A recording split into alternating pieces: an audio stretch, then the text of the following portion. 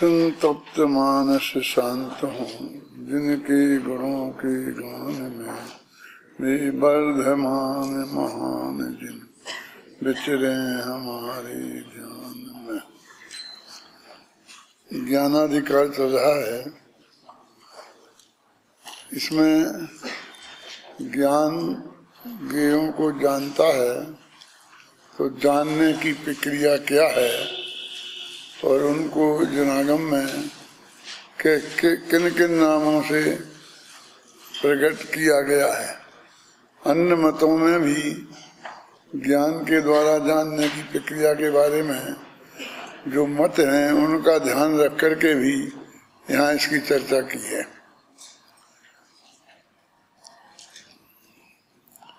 ज्ञान और आत्मा वे कहते दोनों एक ही हैं। ज्ञान गुण है और आत्मा द्रव्य है। दोनों एक ही बताया है एक विशिष्ट गाथा तक, और उसके बाद उन्होंने ये भी चर्चा की कि वे आत्मा बिन जगत में ज्ञान हो सकता नहीं, ज्ञान है ज्ञान आत्म, किंतु आत्म ज्ञान भी है अन्न भी। माने यद्यपि आत्मा और ज्ञान एक ही बात है, लेकिन फिर भी उन्हें हम पर्यायवाची शब्द के रूप में नहीं कह सकते, क्योंकि ज्ञान आत्मा में ज्ञान जैसे अनंत गुण और हैं। भले ही वो अनंत गुण और होंगे, लेकिन यहाँ जिस हैसियत से बात हो रही है वो दोनों की एक सी है। जैसे एक व्यक्ति के पार्टनरशिप में दुकान है और दोनों 50-50% के पार्टनर हैं, तो दोनों बिल्कुल बराबरी से है ना। लेकिन दूसरे व्यक्ति की और भी 10 दुकानें हैं और उसके दूसरे पार्टनर भी हैं और उनके साथ उसकी उनमें पार्टनरशिप है, तो हम जब कहेंगे कि दोनों व्यक्तियों की बराबर हैसियत है क्या आर्थिक, मंदिर में दान देने बैठेंगे तो ये कहेंगे दोनों बराबर के पार्टनर हैं, इसलिए दोनों की बराबर हैसियत है तो दोनों एक सा ही दान दें, ये नहीं होगा, क्योंकि वो वहां जाकर के और भी दुकानों से उसे इनकम है और ये तो एक ही जगह से इसको इनकम है, दूसरी जगह से नहीं है। तो आत्मा और ज्ञान जानने की अपेक्षा, क्षेत्र की अपेक्षा वो ये असंख्यात प्रदेशी ज्ञान भी है और आत्मा भी है, लेकिन आत्मा ज्ञान भी है और अन्य भी है, माने सुख गुण आदि भी अन्य गुण भी उसमें हैं। तो आत्म द्रव्य में और ज्ञान गुण में इस अपेक्षा अंतर पड़ेगा, लेकिन ये बहुत बाद की गाथा में बात कही है। कौन सी में है? 27वीं गाथा में। अभी अपनी गाथा कौन सी चल रही है? ये 4 गाथाएं चल रही हैं। ये 4 गाथाएं कौन सी हैं? यह 23, 24, 25, 26 वो 27वीं गाथा है। तो इनमें ये कहा है कि ज्ञान आत्मा ज्ञान प्रमाण है, मान ज्ञान प्रमाण है, मान परिमाण है। जितना ज्ञान का परिमाण है, नाप है, उतना ही आत्मा का भी नाप है ना। वो प्रमाण नए निश्चय वाला प्रमाण मत लेना, माने दोनों का परिमाण कितना है, नाप कितना है और ज्ञान कितना है। आत्मा का ज्ञान का जो नाप है वही नाप आत्मा का है। तो फिर अब बताओ ज्ञान का नाप क्या है? तो कहते ज्ञान का नाप क्या असंख्य है, आत्मज्ञान प्रमाण है और ज्ञान ज्ञेय प्रमाण है। जितने ज्ञेय हैं उन सबको वो जानता है, तो जितने ज्ञेयों की संख्या हुई उतना ज्ञान हो गया। वो जानने को जाना बोलते हैं। मैंने उनमें है ना जानना और जाना दो, हर उस जिस सब धातु का अर्थ जाना होता है उसका जानना भी होता है। आत्मा के साथ लगता है तो जानना लगा देते हैं, विकल्प के साथ लगेगा तो जाना ही होगा ना। तो ज्ञान ज्ञेय प्रमाण, जितने ज्ञेय है उतना ज्ञान है। तो ज्ञेय कितना है उन्होंने बोला, तो कहते हैं अलोकालोक प्रमाण, लोकाकाश और अलोकाकाश मिलाकर मान जो जगत में जितने ही 6 ही द्रव्य हैं, 6 नहीं है, 6 तो प्रकार के हैं, द्रव्य तो अनंत अनंत है ना, अनंत जीव हैं, उनसे अनंत गुण पुद्गल हैं, एक धर्म द्रव्य है, एक अधर्म द्रव्य है, एक आकाश द्रव्य है और असंख्यात काल द्रव्य है। और इन सब का जोड़ लगाओ उतने द्रव्य कहलाए। 6 प्रकार के हैं लेकिन हैं तो इतनी संख्या में। अब ये ज्ञान उन सबको जानता है। अब उन सबको जानता है तो फिर एक एक द्रव्य में अनंत अनंत गुण हैं, तो उन सबको जानता है। फिर एक एक गुण की अनादिकाल से लेके अनंत काल तक होने वाली अनंतानंत पर्याय हैं। 3 काल के जितने समय है ना वो अनंत अनंत है ना, 3 काल के समय उतना ही अनंत अनंत प्रत्येक द्रव्य की पर्याय है। और एक समय में एक एक पर्याय होती है, इसलिए इन्हें क्रमशः बोलते हैं। क्रम से होती है, क्रम से माने नंबर बाई नंबर, एक के बाद एक होती हैं, 2 पर्याय एक साथ नहीं होती हैं। तो अनादिकाल की एक एक समय में, काल द्रव्य के एक एक समय में एक एक गुण की पर्याय खचित है और वो सब बिल्कुल नक्की है। और उन सबको केवल भगवान जानते हैं। अब कितना ज्ञान का कितना लंबा काम हो गया है ना। यदि ये व्यवस्था भंग होती है कि वो पर्याय अपने स्वसमय में खचित ना हो तो फिर क्या होगा, हमें दूसरी व्यवस्था बतानी पड़ेगी ना। ऐसा नहीं रखेंगे तो क्या रखेंगे, कैसे रखेंगे, है ना। तो कहते हैं कि भाई फिर तो वो अभी का बहुत से लोग कहते हैं नक्की ही नहीं है, भविष्य हुआ ही नहीं है, तो वो क्या अभी क्या बता दें। तो तुम ये कहो ना कि हम नहीं जानते, लेकिन वहां नक्की नहीं है, ये तुम्हें किसने निर्णय किया। वो कहते हैं कि फिर भविष्य जाना ही नहीं जा सकता, और भविष्य चूंकि जाना जा सकता है इसका मतलब सब चीज नक्की है। तो ज्ञान इतना जानता है और इसकी वजह से ज्ञान सर्वगत है।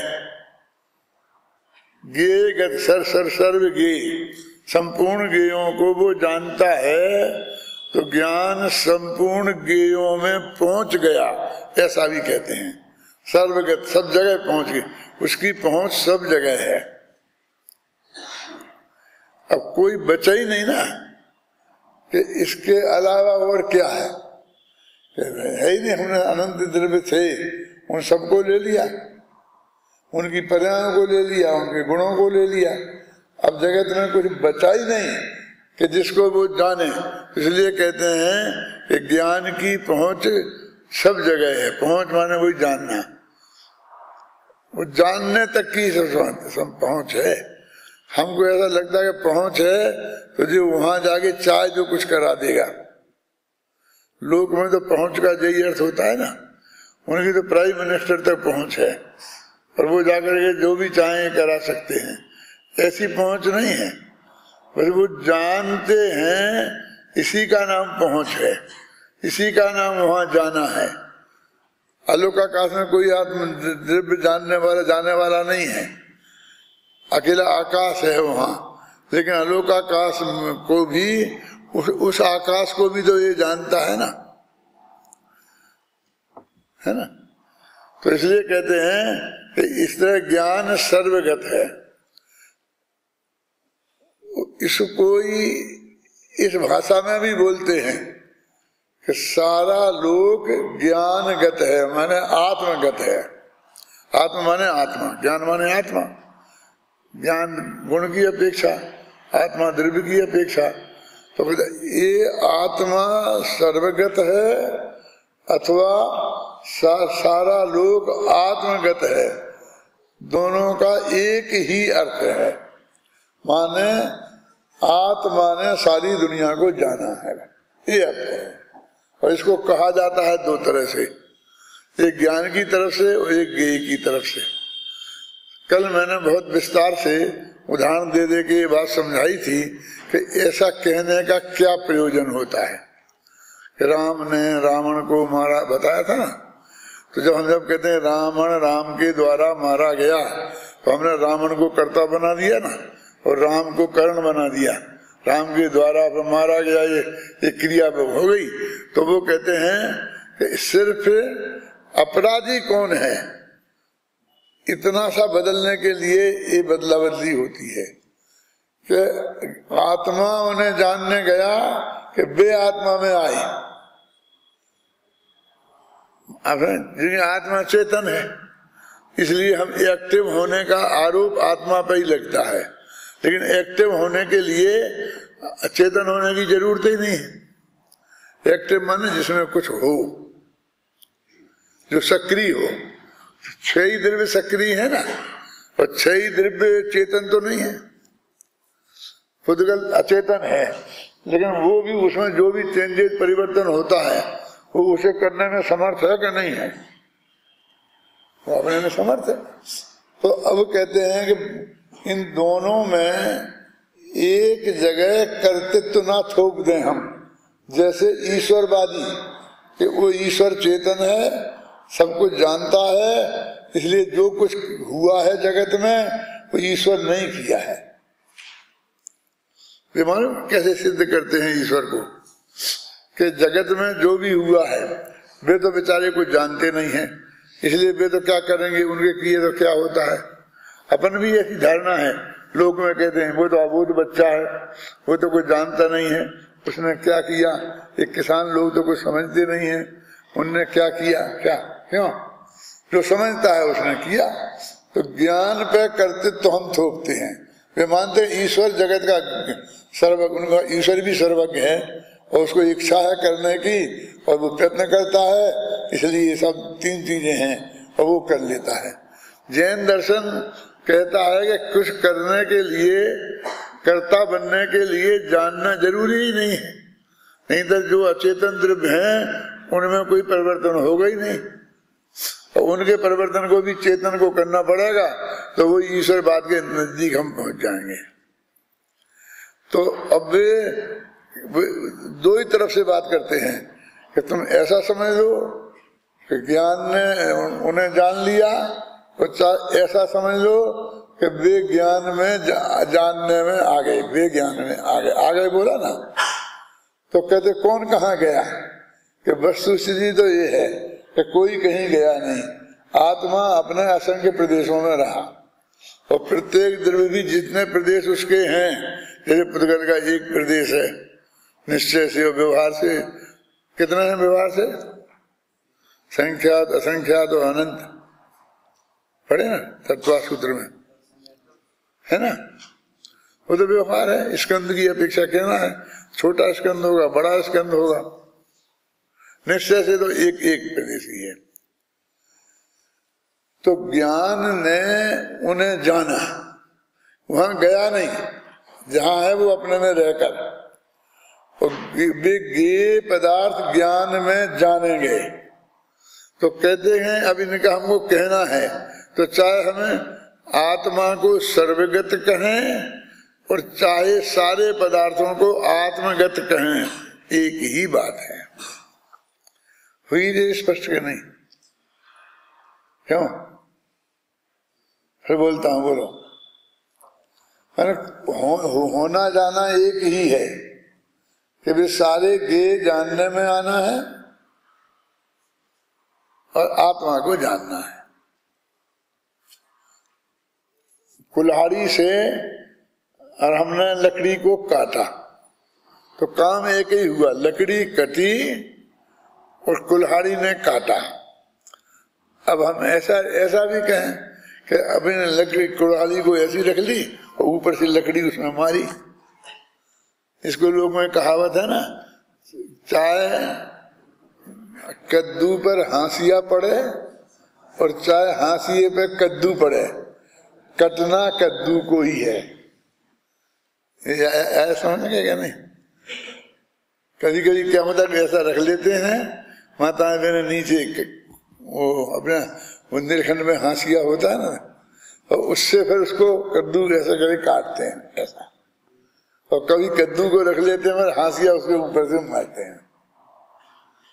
तो जब कद्दू पर हाशिया मारते होंगे तो कद्दू कटता होगा, और जब हाशिए पे कद्दू मारते होंगे तो हाशिया कटता होगा। यानी कटना कद्दू को ही है, माने काम वही का वही होना है। ऐसे ही यहाँ कह रहे हैं कि ज्ञान जानेगा और गे जानने में आएंगे, चाहे आत्मगत कहो और चाहे सर्वगत कहो। काम दो नहीं होना भाई, बातें दो कहीं हैं, समझ गए ना? क्यों कहीं कि वो फिर हम यदि आत्मा ही सर्वगत कहेंगे तो सारा करते तो आत्मा पे आएगा कि इसने इंक्रोचमेंट किया है, हरेक के अंदर घुस गया है। क्योंकि जानने को जाना तो कई रहे, हरेक के अंदर चला गया है, समझ गए ना? वो डॉक्टर ऐसा वो एक्सरे होता है, वो एक्सरे को ऐसा देखता है, अब वो कहता तुम्हारे पेट में यहाँ पर एक वो घाव हो गया है, अल्सर हो गया है। तो पेट तो देखा ही नहीं, वो देखता क्या है? तो जो कुछ किया वो डॉक्टर ने किया ना, मतलब देखा जाना। तो ये बताने के लिए ज्ञान ऐसा एक्टिव ना हो जाए, दोनों की हैसियत बराबर की है, उसी को आत्मगत कहते हैं और उसी को सर्वगत कहते हैं। तो आत्मा को सर्वगत कहेंगे और ज्ञेयों को आत्मगत कहेंगे। और जाता कोई कहीं नहीं है, ज्ञान ज्ञान में रहता है और गे में रहते, गे को भी हिलना नहीं पड़ता है ना। आज डॉक्टर देखता है तो जबान खोलो, औंधे हो जाओ, सीधे हो जाओ, फिर देखता है, फिर एक्सरे देखता है, फिर कितने कितने करके देखता है ना। और पुराने जमाने में वो नाड़ी देखते थे और इतने से ही कहते सब देख लिया हमने, सब उनको बीमारी समझ में आ जाती है। आ जाती है कि नहीं आती है ये तो वो जाने है?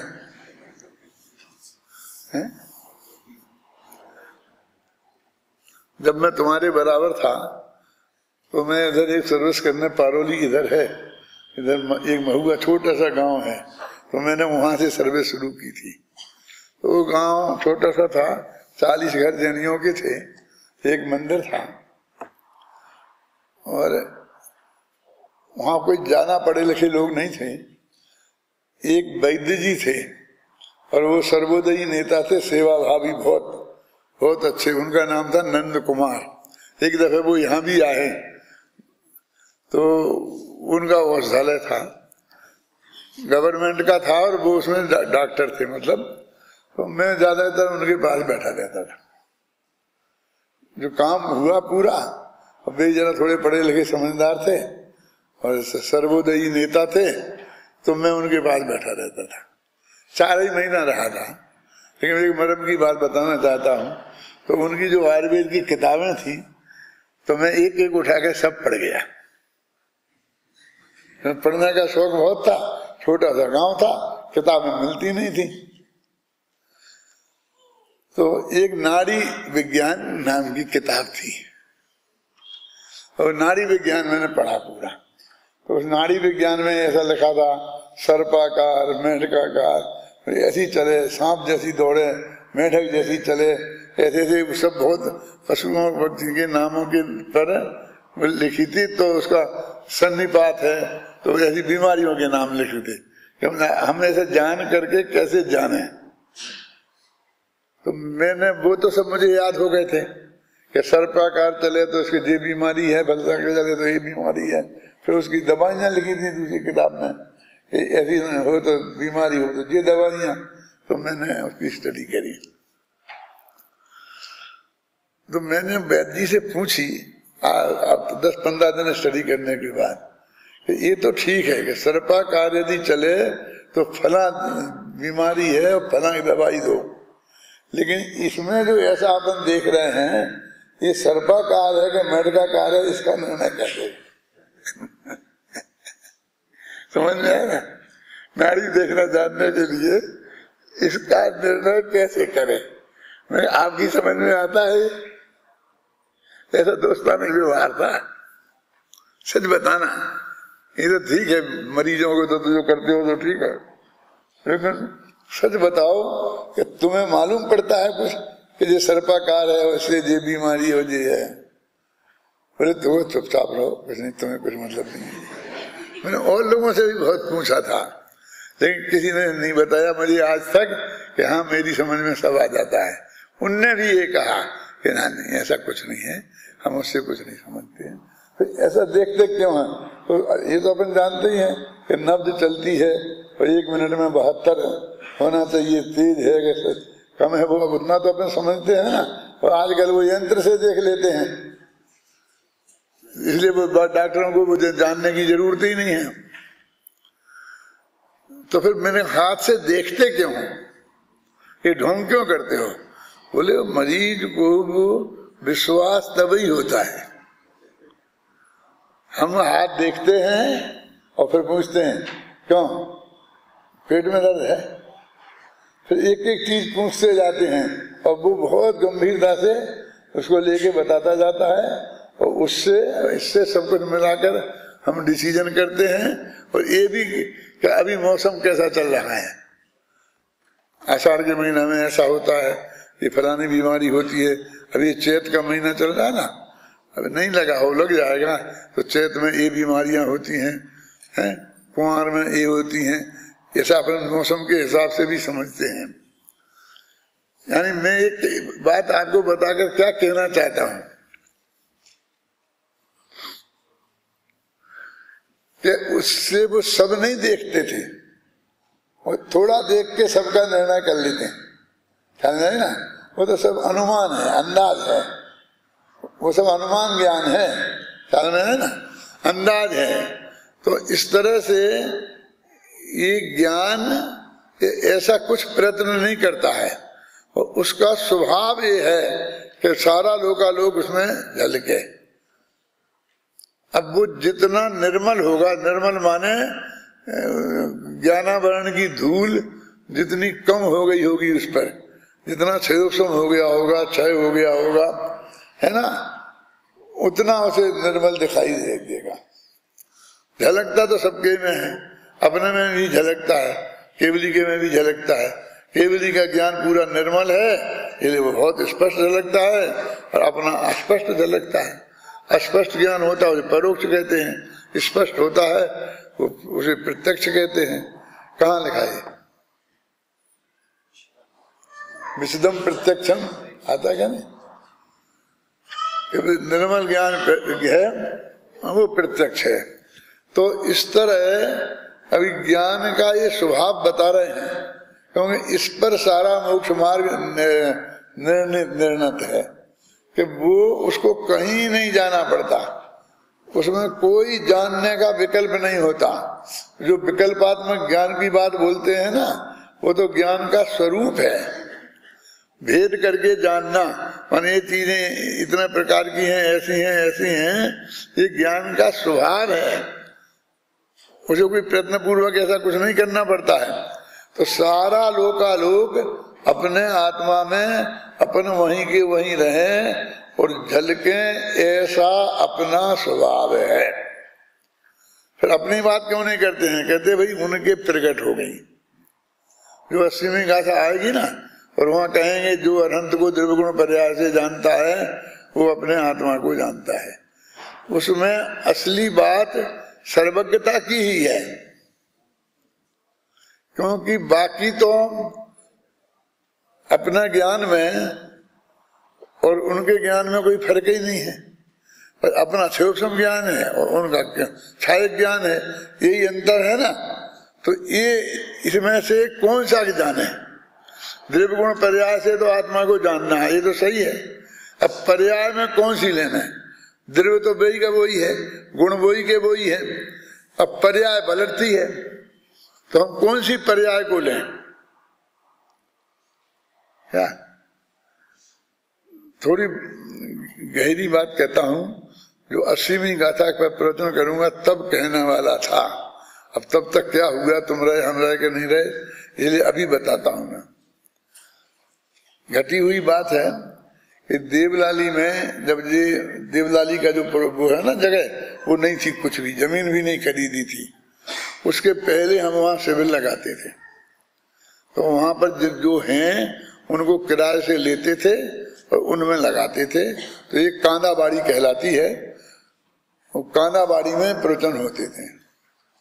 तो लालचंद भाई, युगल जी, मैं, सब लोग पहुंचते थे और जनता भी पहुंचती थी। वहां मैं 80वीं गाथा ले रहा था, तो मैं जो ये अर्थ कह रहा था तो युगल जी ने विरोध किया, क्या नहीं ये नहीं है, क्योंकि उसमें ऐसा लिखा है। मैंने एक कहा था, बताऊं जिस बात का विरोध किया था, कि द्रव्य तो दोनों का एक सा है, गुण दोनों के एक से हैं, पर्याय में अंतर है कि उनकी छायक ज्ञान रूप पर्याय है और अपनी सूक्ष्म ज्ञान रूप पर्याय है।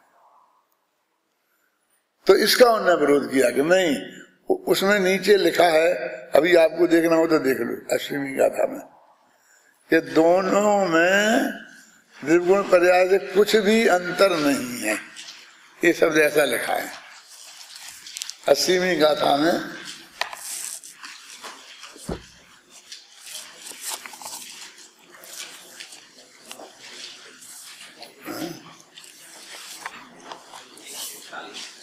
मिल गया? कितना पेज? 141। हाँ,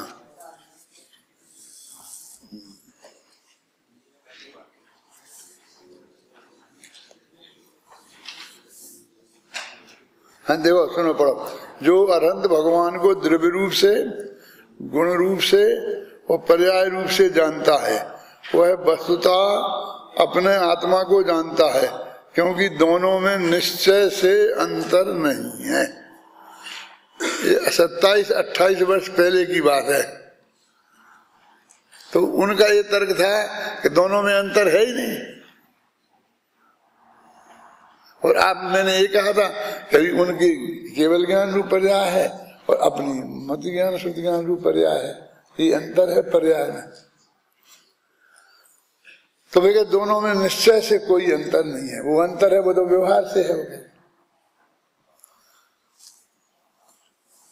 मैं इसका अर्थ जो अभी करता हूं, और मेरे इसमें भी लिखा होगा, तो सब जगह लिखा है। अभी वो अनुशीलन किया ना काय का, कौन शतक का, उसमें भी लिखा है कि पर्याय का जो लक्षण है उत्पाद व्यय रूप होना, तो वो उत्पाद व्यय रूप उनकी भी पर्याय है और हमारी भी पर्याय है। ऐसा ये अंतर नहीं है, अंतर नहीं ना, कि दोनों में निश्चय से कोई अंतर नहीं है। तो द्रव्य दोनों का एक सा, गुण एक सा और पर्याय एक सी। कैसे?